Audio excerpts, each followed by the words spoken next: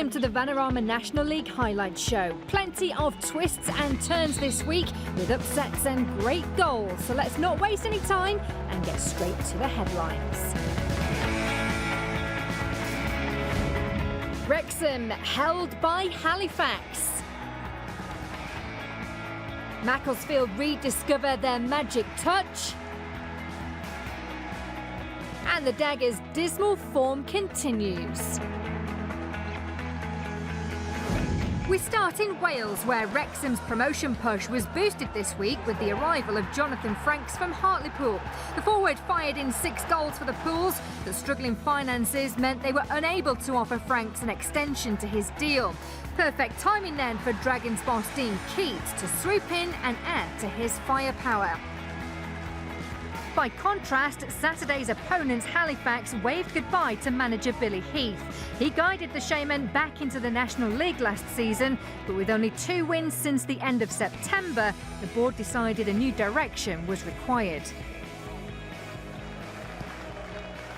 It was a 3-way race at the top of the table ahead of kick-off on Saturday, with Wrexham in the driving seat. Just under 5,000 fans packed the racecourse where the league leaders were unbeaten in 15 games.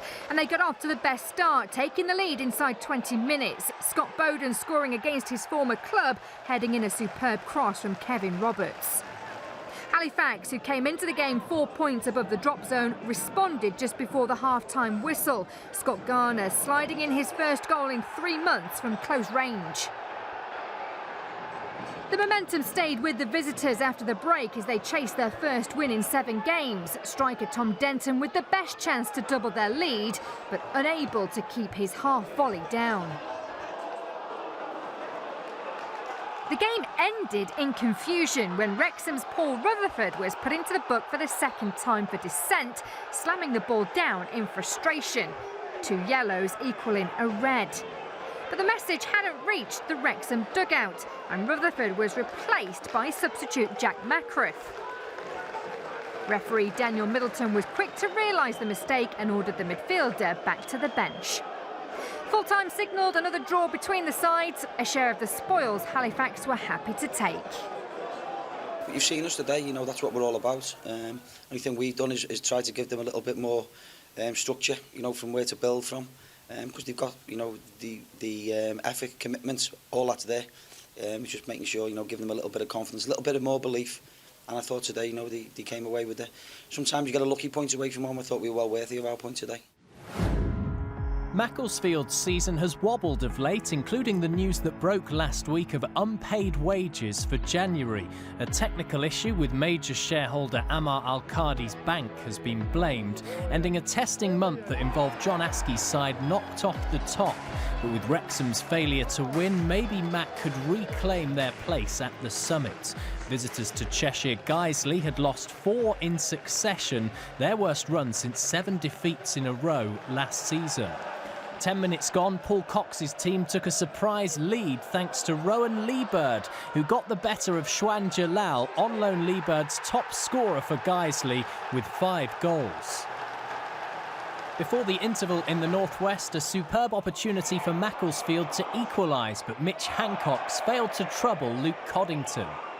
Into the second half, Coddington was to be tested by a side who hadn't won since New Year's Day, Nathan Blissett going closer. With an hour gone, Blissett, whose nephew of former England forward Luther, did score 1-1.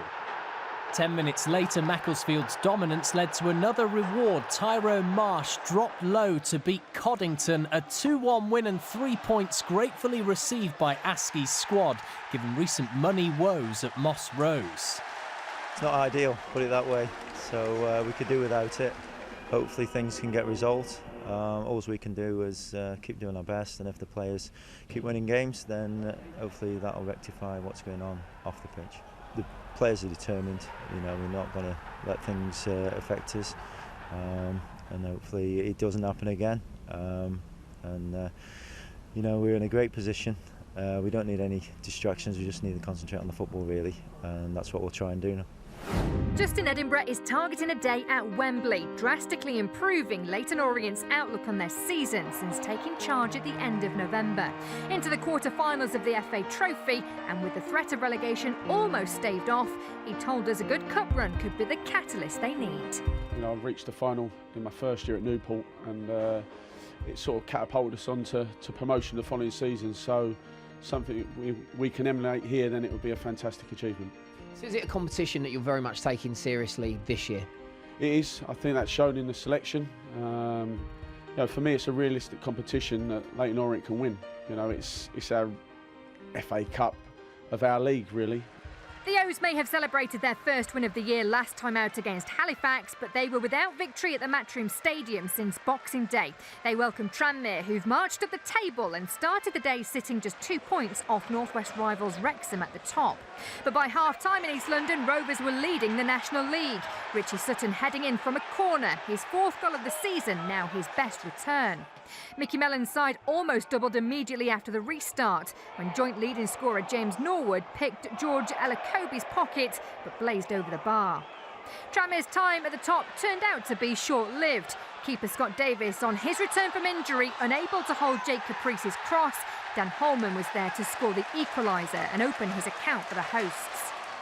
It seemed only the woodwork would deny Rovers all 3 points as they went close on 2 occasions. Andy Cook first through on goal before keeper Dean Brill came to the rescue. Cook again in the thick of the action, whilst Connor Jennings volleyed his shot against the crossbar from close range. 1-1 at full time. You just got to keep picking points up. Away from home, the minimum you need to get is a point. We know that. You've got to keep working hard and trying to achieve that. This is a hard place to come. These are a big, strong football club, a good manager and good players, so we knew it was going to be difficult.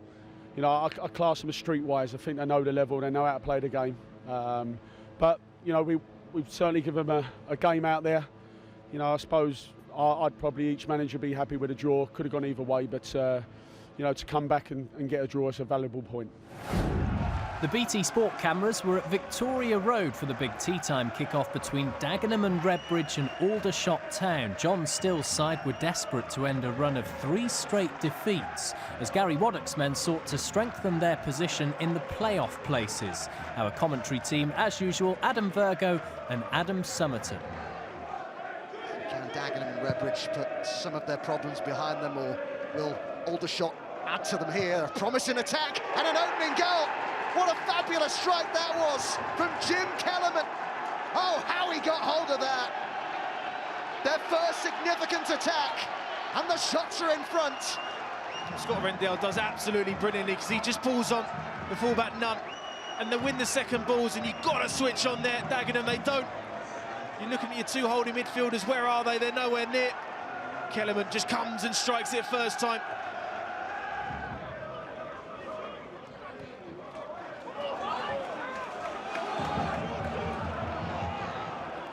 Who drives it in! Oh, that wasn't far away. A player with confidence right now. One of the few at Dagenham who are full of confidence. Strikes it brilliantly. Fowler was chased down by Cheek. The pressure worked as well. Kenabiri goes to ground. Felt he was tripped by Oyeliki. McCoy. And the queuing up in the middle here for Aldershot as it's fired in and turned home. It's the captain, Scott Rendell for Aldershot. 3 minutes into the second half, they doubled their advantage. All of a sudden, Nunn's just a little bit narrow. He goes towards the ball, and that's why the space is out wide. Scott Rendell, his movement is brilliant because he just goes towards the ball house and then he just spins away at the last second. Gets that little bit of space at the far post. They had a great start in the first half with Kellerman's goal. And they've had a great start in the second half. That is a brilliant ball. It's a really good ball, and Rendell's there! Oh, it's cleared off the line incredibly. What a goal that would have been. And Kellerman with the shot. It was Robson who's performed real heroics there. That is a delightful ball across there from Kinsella. He does brilliantly there, Scott Rendell, but you have to say, Robson, that is just brilliant defending all round. Well, it's tight, isn't it? We know that, but nothing counts now for anything at the moment. It's where you finish and how many points you can get come the end of the season. So it'll go right to the wire. We know that. You know, there's some really good sides in amongst it, and we just got to keep plugging away. In respect of what we're going through at the moment, the boys couldn't do more. We've lost some players, important players, but I've got to be honest. I thought we put in a very good performance. I don't think that we perhaps deserved 2-0. I think that it was reasonably even. Fair play to them. They won the game. I've got no problems with that. But really pleased with us. It was 5th against 6th at Crabble as Dover, who'd won consecutive games for the first time in 5 months, welcomed Sutton, who were playing their first league game in 3 weeks. Straight from the off, Dover fired their first warning as the two teams battled for supremacy in the playoff race. Ryan Bird shooting from distance, forcing Jamie Butler into an early save. The response was immediate at the other end, where Harry Buteman had plenty of space and raced through on goal, Mitch Walker saving with his feet. Butler was being kept busy, Bird again testing the Sutton keeper. It wasn't long before the deadlock was broken, and it was Sutton who found the breakthrough. Tommy Wright, who signed a new deal on Friday with the cross to Kieran Cadogan, whose shot went in off the post. That's his first in scoring against the Whites back in October. They may have been a goal up, but Paul Doswell's team had to play with a man down for 30 minutes, and Buteman was shown a straight red card for an ugly tackle on Connor Essam. But it did nothing to affect the scoreline. The defeat sees Dover slip out of the playoffs while Sutton stay firmly in the promotion race. Things haven't been plain sailing for Jay Saunders and Maidstone for the last couple of months. Since the 11th of November, in fact. That's when they last won a game in the league. They were in the playoff spots back then, but have since dropped 11 places. And last week they were dumped out of the FA Trophy by Gateshead. Time to get their season back on track, starting at Hayes Lane. Playoff hopefuls Bromley have been scoring goals for fun recently, netting 23 in the last 7 games in all competitions. No surprise then when they were first to register in the National League that afternoon. Josh Rees rolling the ball in from the edge of the area after 5 minutes, with Lee Morgan out of his goal. That's 4 in 4 for Rees. The Stones, who'd failed to score against their Kent rivals at home back in October, responded with a deserved equaliser 10 minutes before the break. Jamal Loza tapping in Andre Coker's header for his first league goal of the season. But the Ravens swooped in to take the lead again before half-time. Morgan coming out again, George Porter dinking the ball over for his 5th of the campaign. The visitors had lost the last 4 games on the bounce and they were heading for a 5th, only for Blair Turgott, Bromley's top scorer last season, to come off the bench and rescue a point. The winger beating Jack Holland and keeper David Gregory 12 minutes into his debut after making the switch from Boreham Wood 24 hours earlier. It was a first appearance to forget, meanwhile, for Dean Beckwith. Joining on loan from Sutton on Thursday, the centre-half was dismissed for pulling down Brandon Hanlon in the closing stages of the game. The draw sees Maidstone now without a win in 14. Bromley stay 7th. I'm disappointed because I think when you're 2-1 up, we should be able to see these type of games off. But you know, it's a little bit deflated probably after the way we've been playing and scoring so freely that we couldn't then create another chance to get the winner. Gateshead at home had won only 2 of their previous 11 in the National League. Fylde, meanwhile, remain the 5th tier's top scorers with an impressive 56 goals. Only a quarter of an hour in, the visitors to the northeast attacked the Gateshead right through Jack Muldoon, and his assist was put past James Montgomery by Danny Rowe. 1-0 thanks to Fylde's all-time leading goal scorer. Steve Watson's men are into the quarter-finals of this season's FA Trophy. His midfielder Ben Fox did well to keep possession and almost finish off what would have been a fine solo effort. Back at the other end with 8 minutes to go before the break, Relentless Rowe demonstrated why he's leading scorer in the National League, moving on to 18 for the campaign. Into the second half, more Gateshead strength in attack, but the unmarked on-rushing Wes York failed to trouble Jay Lynch. The home team were to get their goal, one that came in a scrappy manner from Jordan Preston's corner. Richard Pennicott has 3 in 3, but Gateshead's poor home form continues as free-scoring Fylde move into the playoffs. To the Silver Lake Stadium, where EASTLEIGH have drawn more games than they've won, but perhaps more concerning is the stat showing that they've conceded more goals at home than anyone else. They welcome Boreham Wood, who sat 3 places above them in the table. Cav Miley had the first chance to break the deadlock when the Wood failed to clear the ball, the midfielder lashing it into the stands.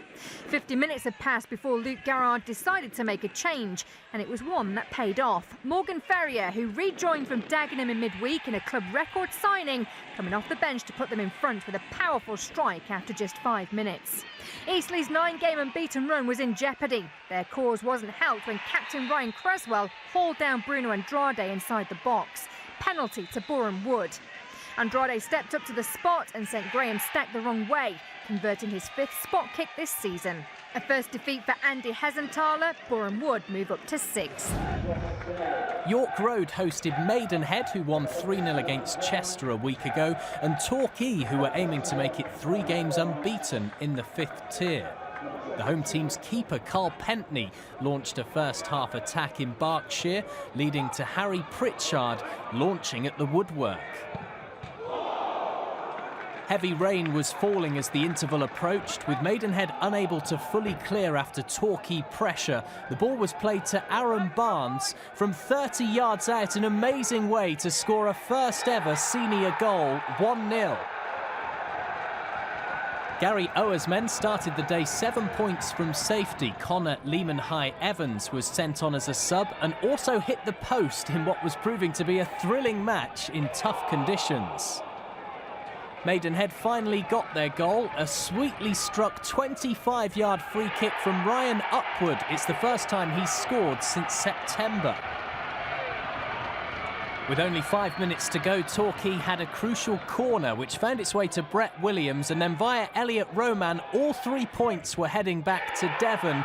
Torquay are also unbeaten in 3.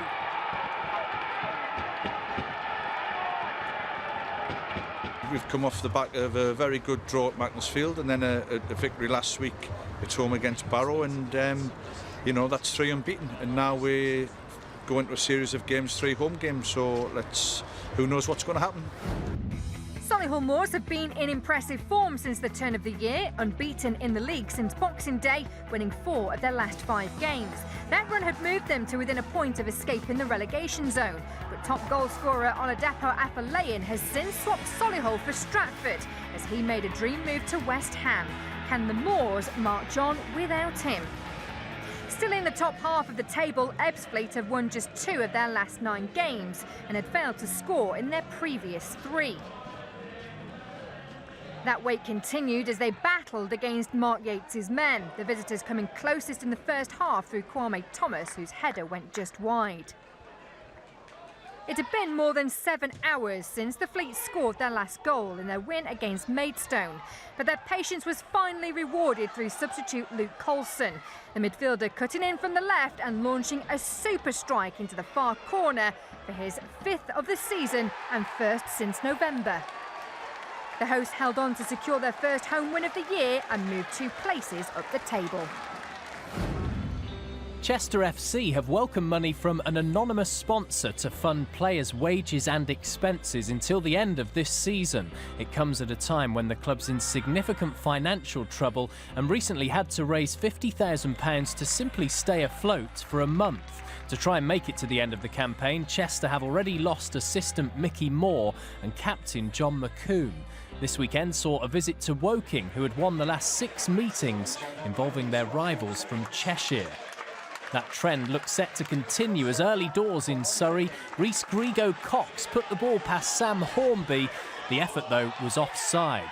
With only a quarter of the clash played, an Anthony Cook corner was bundled in 1-0. The goal was credited to Josh Staunton, even though the final touch came from Chester's Sean Hobson.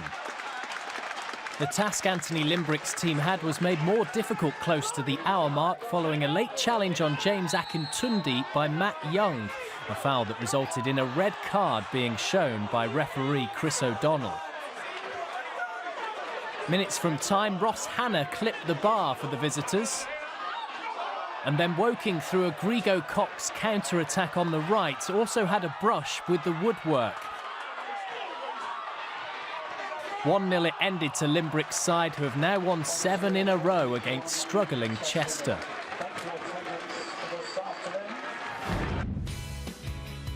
Chester slide deeper into the bottom 4, with Torquay now only 4 points from lifting themselves out of the drop zone thanks to another vital win away to Maidenhead.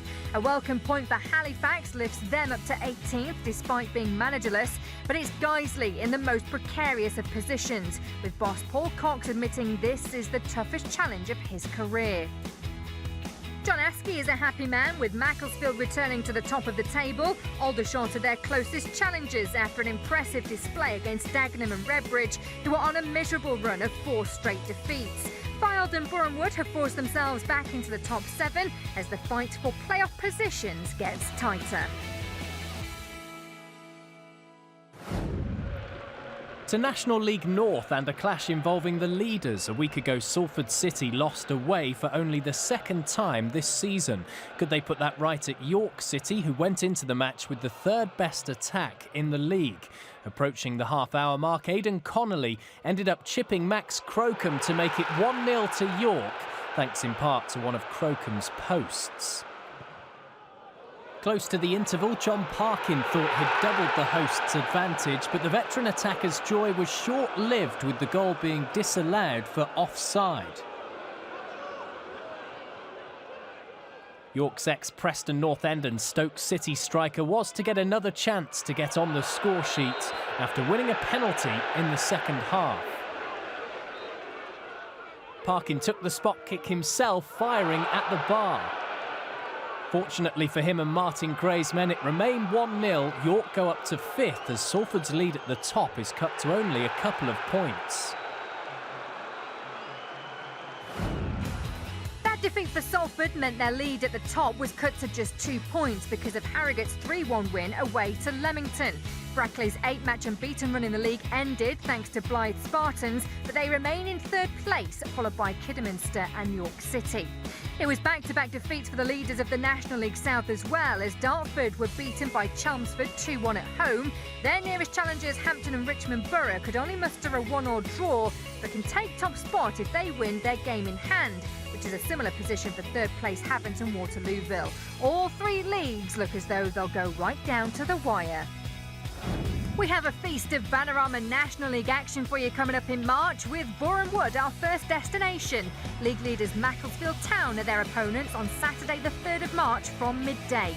We then head to Wales for the huge cross-border derby between Wrexham and Chester, which always lives up to the hype. You can catch that on Sunday the 11th of March.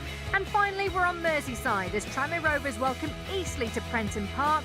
That's on Saturday the 24th of March from 11:45. All of those on BT Sport 1 and in glorious 4K on our UHD channel. BT Sport is definitely the place for non-league football. That's all for this week. We'll leave you with Aaron Barnes' stunning strike for Torquay, which helped them on their way to back-to-back wins. Thanks for watching. Bye for now.